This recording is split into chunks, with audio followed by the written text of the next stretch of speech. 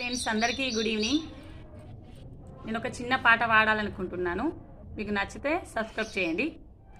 పాటల పల్లకిలోన చిగురాకుల సవ్వడిలోన నిరంతరం వసంతమే సంగీతం.